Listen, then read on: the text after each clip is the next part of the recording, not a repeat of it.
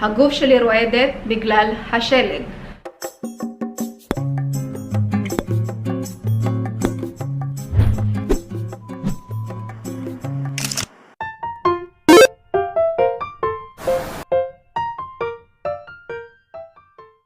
Hello mga ka-unicos and mga ka-unicas! Welcome back to another vlog. So as you can see in the title, may share na ulit ako sa inyo na 10 basic Hebrew words. But this time, it will be start with the letter Gimel. So kung hindi nyo pa napapanood yung ating mga previous vlogs about basic Hebrew words na nag-umpisa sa letter Aleph and Bet, so you can check my playlist Learning Hebrew. Okay? So bago tayo mag-umpisa, magdi-disclaimer po muna ako katulad ng mga ginagawa ko sa ating mga previous vlogs na hindi po ako native speaker ng Hebrew language. So, here and there, for sure, makakarinig kayo ng mga shgiot or errors. And ngayon pa lang po pagpasensya nyo na. And just please bear with my pronunciation. And I will try my best naman I pronounce yung mga Hebrew words na i-share ko sa inyo as precise as I can. And in addition, kung bago ka lang dito sa channel ko and you are into Hebrew language, then please don't forget to subscribe and hit that bell button beside it para ma-notify ka every time na meron akong upload na bagong video.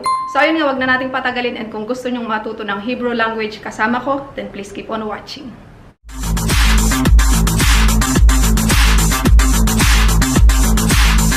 Okay, first word natin is the word back or likod in Tagalog. So, what is back or likod in Hebrew? So, back or likod in Hebrew is gav. Ganun lang siya kadali. Gav. לפעמים הגב שלי כואב, כי אני מרימה את המטופלת שלי על בסיס יום-יומי. Okay? So, ulitin ko. לפעמים הגב שלי כואב, כי אני מרימה את המטופלת שלי על בסיס יום-יומי. Which means, sometimes my back hurts because I'm lifting my employer on a daily basis. Okay, second word natin is the word high or tall. So, ano ang Hebrew translation nitong mga words na ito? So, high or tall in Hebrew is gaboha. גבוה, גבוה. Okay? אחותי יותר גבוה ממני. So, ulitin ko. אחותי יותר גבוה ממני. Which means my sister is taller than me. Okay, third word natin is the word cheese. So, ano yung cheese in Hebrew? So, cheese in Hebrew is gvina. Gvina. Gvina.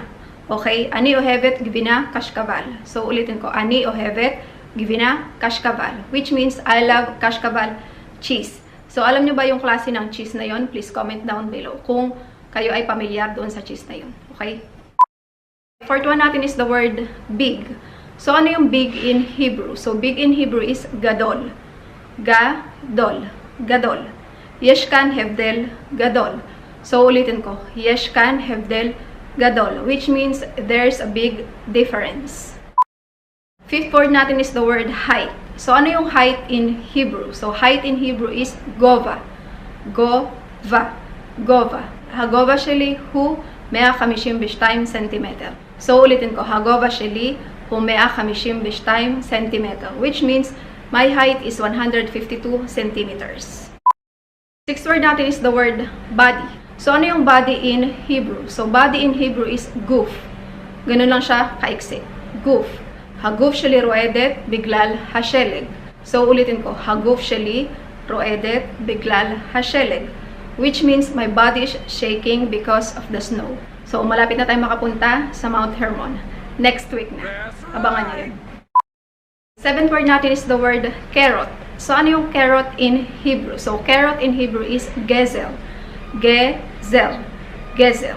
Mitz gezel הוא מקור מצוין לוויטמין A או caroten. So, ulitin ko, mitz gezel hu makol metsoyan levitamin A o caroten. Which means carrot juice is a great source of vitamin A or carotene. Okay, eighth word natin is the word ice cream. So, ano yung ice cream in Hebrew? So, ice cream in Hebrew is glida. Glida. Glida. Ani ohevet glida betam fistuk. So, ulitin ko, ani ohevet glida betam fistuk. Which means I love ice cream in pistachio flavor. Ninth word natin is the word also.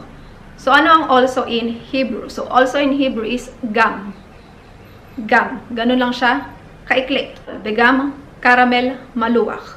So, ulitin ko. Vegam caramel maluwak. Which means, and also salty caramel flavor. So, ito yung ating number 10 and last Hebrew word for this vlog, and that is socks.